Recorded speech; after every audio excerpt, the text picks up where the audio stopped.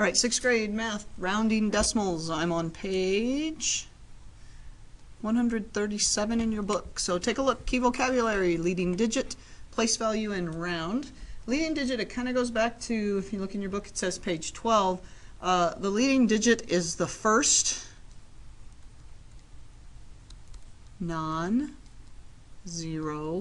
digit. Okay, so for example, 325, the leading digit would be 3. 0.33, the leading digit would be that first non-zero digit. All right, place value. Place value, I don't know so much that I'm going to look and see how the book does it. Page 7, if you look on page 137, it tells you to look back at 737. I'm interested to see how the book does that. Place value is the value of the digit, right here,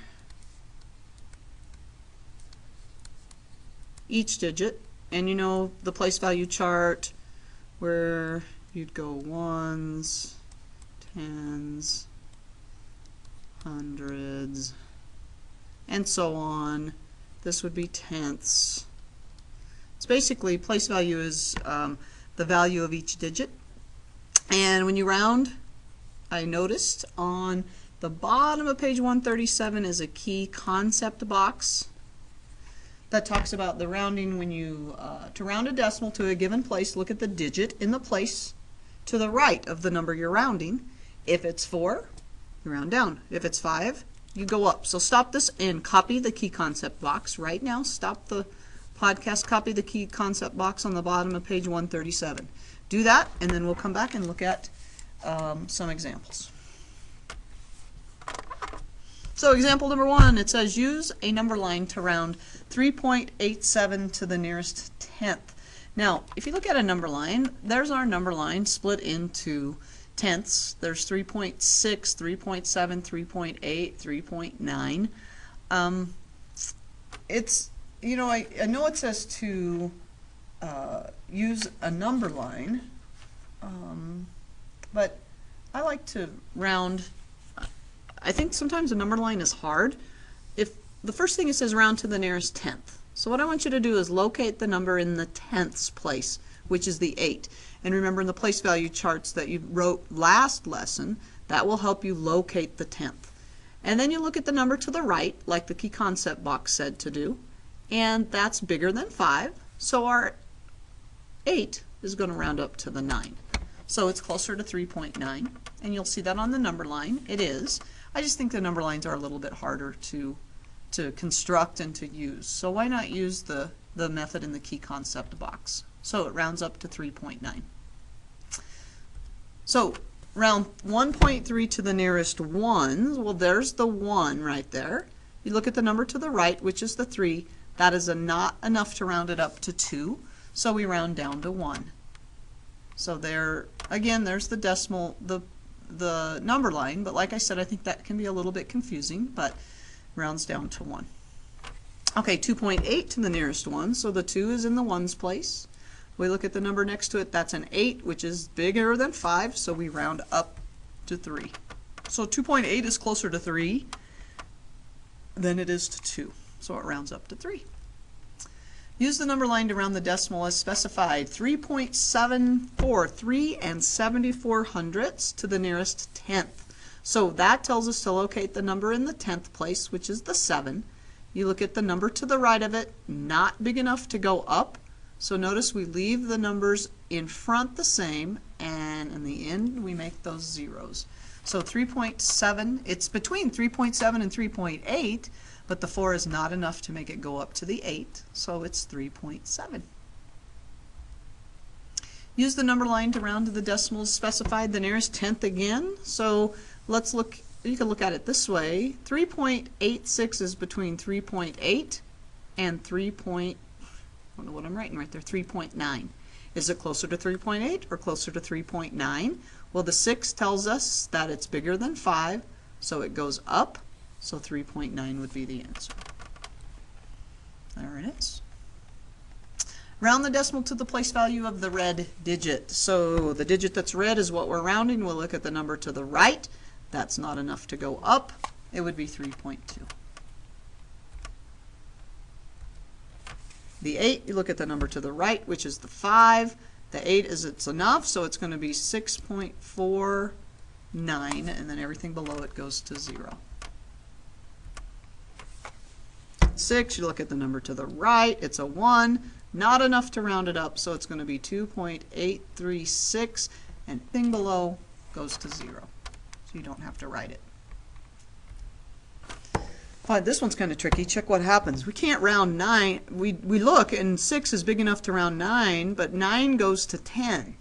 So the part of the 10 that goes there is the 0, and the 1 carries over here to the 5. So it'd be 6. So 5.96 is closer to 6 than it is to 5. Okay, so in this guided practice, round to the specified place value again. So we go to the nearest tenth. The tenth is in the 2, right there. The 9 is enough, so it's going to be 5.3. Done. And one thing to be successful in this is you have to know your place value. You have to know which number. So here when it says hundredth, I have to know which number's in the 100th place, which happens to be the 9. The 6 is bigger than 5, so that 9 goes up to 10. The 0 stays there. We carry the 1 over, so it's going to be 7.1. Excuse me. To the nearest 1, so here's 6. Is this closer to 6 or 7? The 4 is not enough to make it round up, so it's going to be 6. Thousandth, so we go tenths, hundredths, thousandths. There's the 7. The 6 is big enough to make that go up, so it's going to be 3.988 because we round up the 7. There it is. All right, example 3, rounding the leading digit. A guitar was created. That was 0.0003937 inches long. Wow, that's little. Round the length of the guitar to the place value of the leading digit. Okay, so the first non-zero digit is this one right here. So they want us to round that one. You look at the 9 next door. That's big enough to make it go up. So it's 0.0004.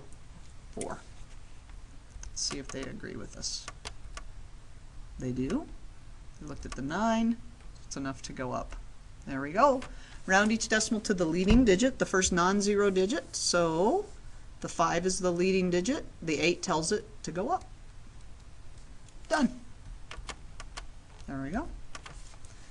First, the leading digit is the 9. The 1 says nope, can't go up. So we just go right there. The 5, or the 9 is the leading digit. The 5 says go up. 9 goes to 0. The 1 comes over here. 0.1. And notice that what I had before, that extra 0 on the end, they drop that. It really just doesn't mean anything. The 6 is the leading digit. The 1 is not enough to make it go up, so it's just 0.06. Notice everything to the right I'm just getting rid of and making those zeros. Okay, example 4. Baseball salaries.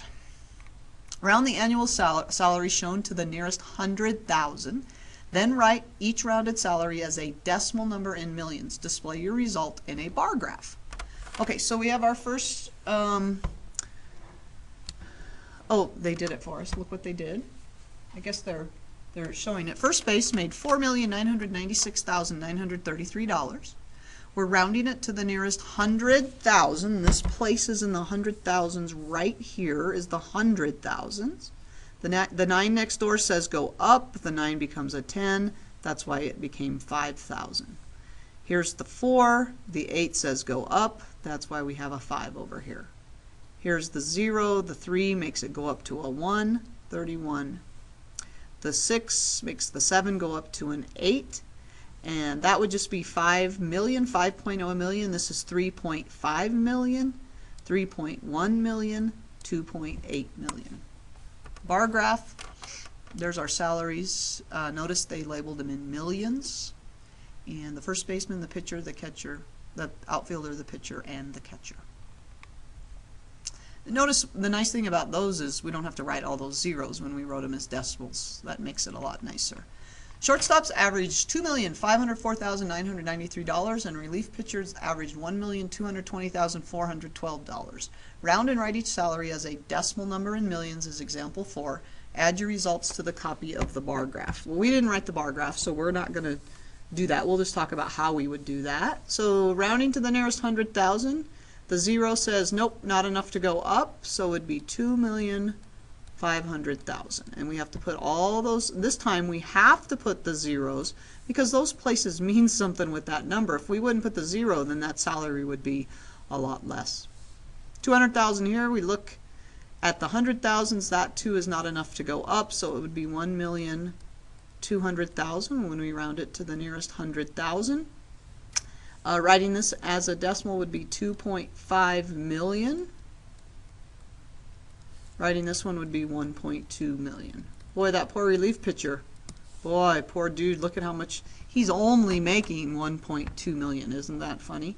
Add your results to the copy of the bar graph. So his bar would be 2.5 and his bar would go up to 1.2. And we didn't do that in our example, so we're not going to add that. Don't worry about writing that. Just write these two answers with me.